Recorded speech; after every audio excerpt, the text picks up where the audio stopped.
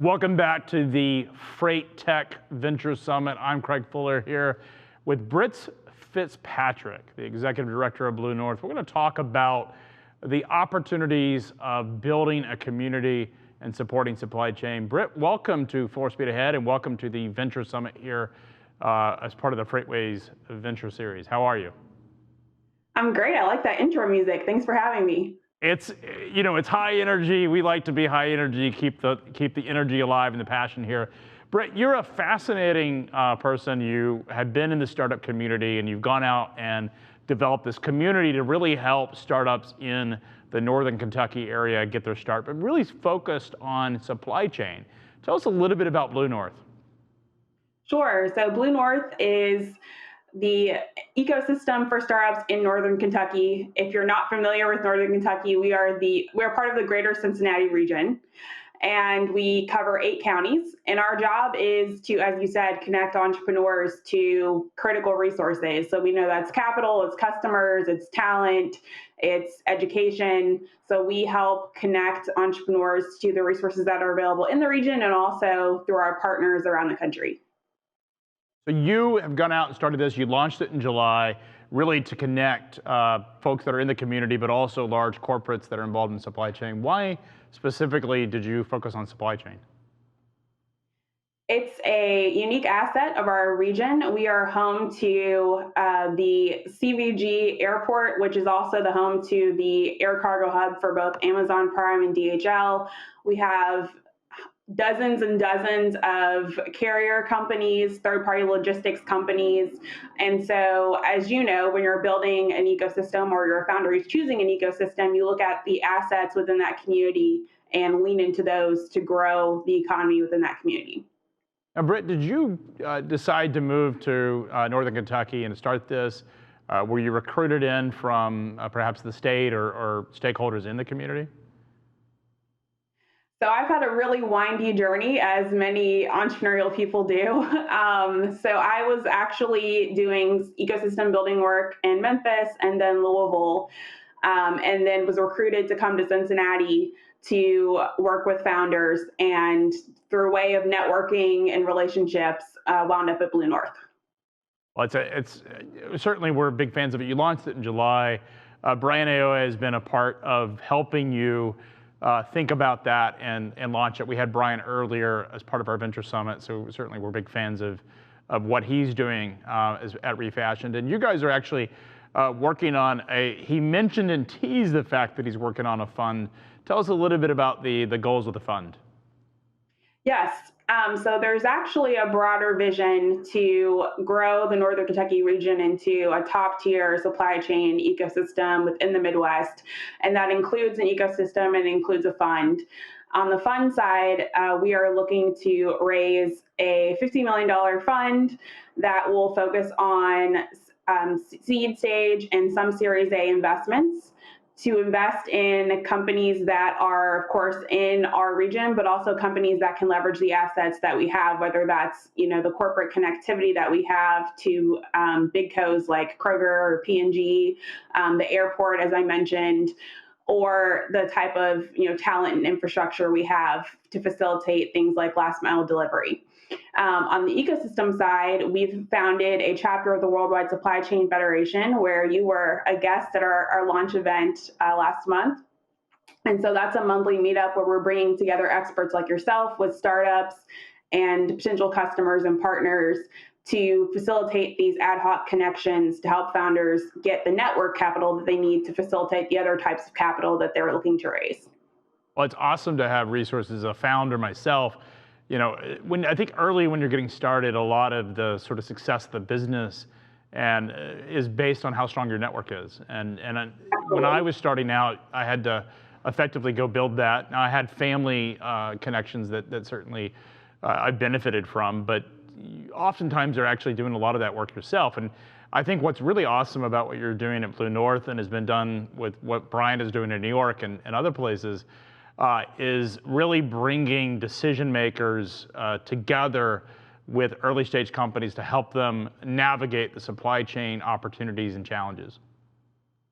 100%. And I think with what we're seeing happening in the venture capital space, with shifts from the venture capital model that we've known traditionally to other types of financing, along with that, we are seeing more of an emphasis on network capital and connections. I saw the announcement that you all have about the startup support effort that's offering, in-kind services and connections and resources. And so those are the types of things that I think that we'll see continue to grow as we realize more and more that the connections and the relationships are really the driver for the other types of support that you need as a founder.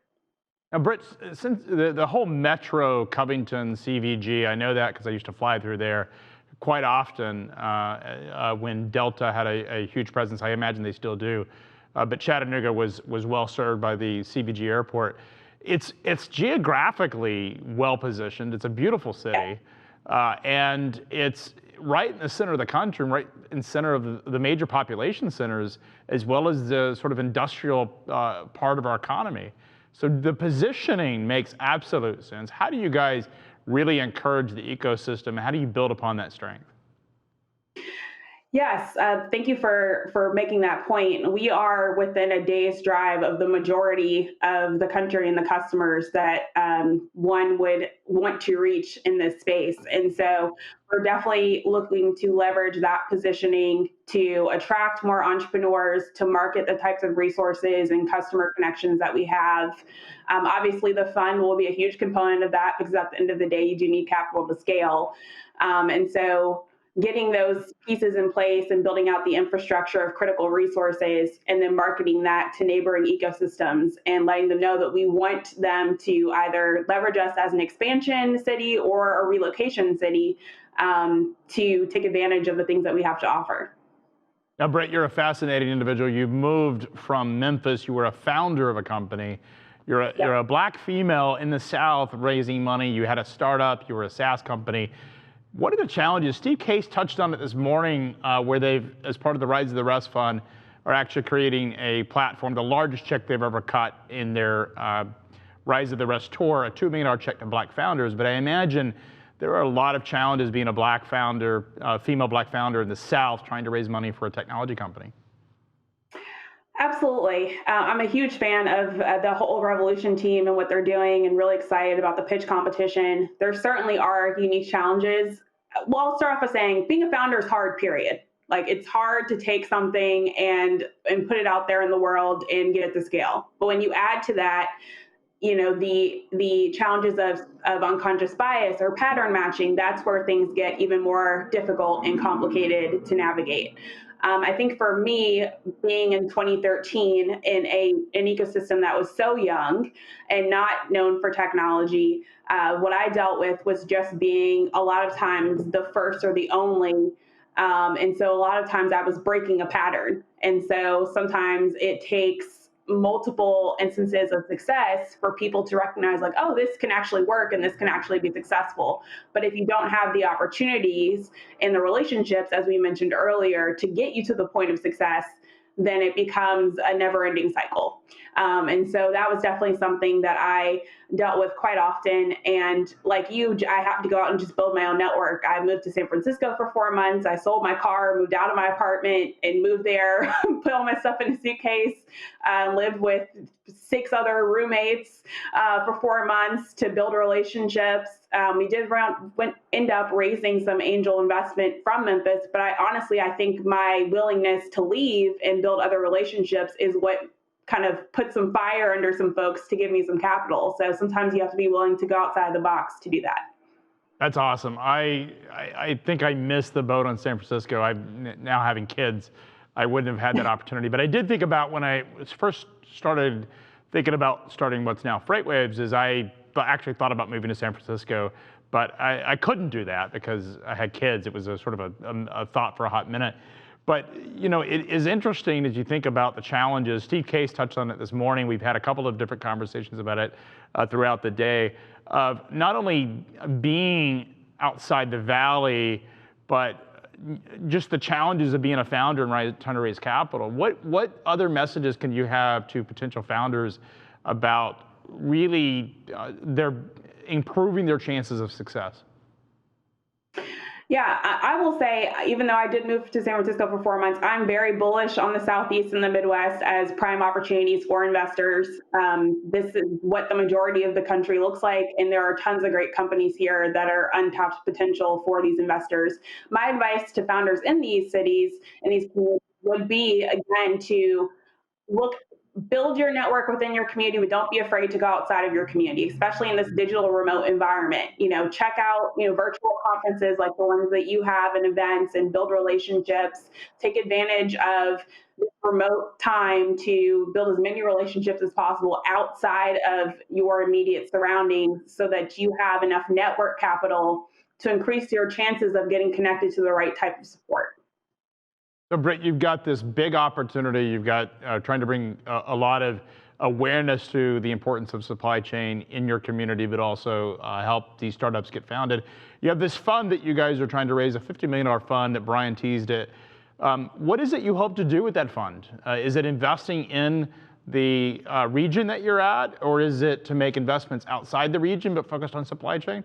What is it you guys are hoping to back? It's both. So we obviously want to see the growth of our immediate community. We want to see the founders who are building great solutions within the supply chain space get the capital they need to continue to grow. We would love to attract other founders to the region and take advantage of the resources we have, but we also recognize that there are great ideas in other communities as well where we will deploy capital, particularly in international companies. So our goal is to be able to provide the early stage capital where we see there's a gap in terms of supply chain investment. There's a huge gap in the seed stage. And so that's the primary stage that we'll be investing at. And then there will be some funds reserved for Series A and follow-on investments as those companies continue to develop. But we've got 4 key focus areas. So we've got the tech future of freight. I mentioned, last mile delivery and, the e-commerce boom. We've got supply chain within food, from seed to plate.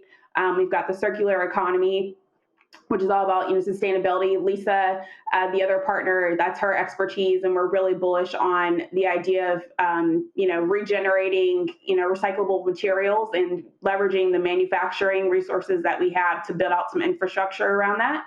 And then finally, responsible sourcing. We talked a little bit about a support for Black founders and other types of underrepresented founders. We need to make sure that companies are able to leverage our pipeline to increase their supplier diversity, and also are following best practices when it comes to doing the right thing for the environment as well. So, Britt, I imagine with everything going on in terms of what happened with COVID, with supply chain, what happened in the summer with the story around racial tension and empowerment, there's been an active effort by a lot of corporations and funds to get behind really investing in a resilient supply chain, but also doing things in terms of sort of bridging the gap between the race divide and the socioeconomic divide. It seems like that you guys are well positioned to do that. Are you finding there's a receptivity among potential investors or corporates to support your mission? Yes, there are.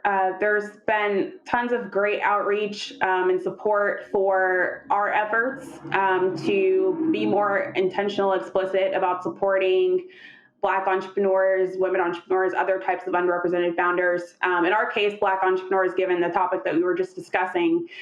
And we're really excited to see where that goes. I think the key challenge for anyone who's engaged in that type of effort is really to make sure that you're doing it with the community and not for the community. And so our focus has been to engage Black entrepreneurs in the process of building out these solutions, and then taking those learnings and sharing them with our networks of partners. This is what Black founders are actually saying they want. This is what they're actually saying they need. These are the types of companies that they're building, and then building a solution from there. There's actually a really interesting arbitrage. I think Steve Case has been certainly done that, where they're actually underwriting businesses outside the East Coast cities or the coastal cities, but in reality, what they're actually doing is they benefit because these deals aren't as competitive. Correct. Yeah. I mean, it's a hidden gem for anyone who's looking to invest in scalable ventures. Hey, Britt, we got to go. I started to cut you out. Really appreciate your time today. We'll have you back.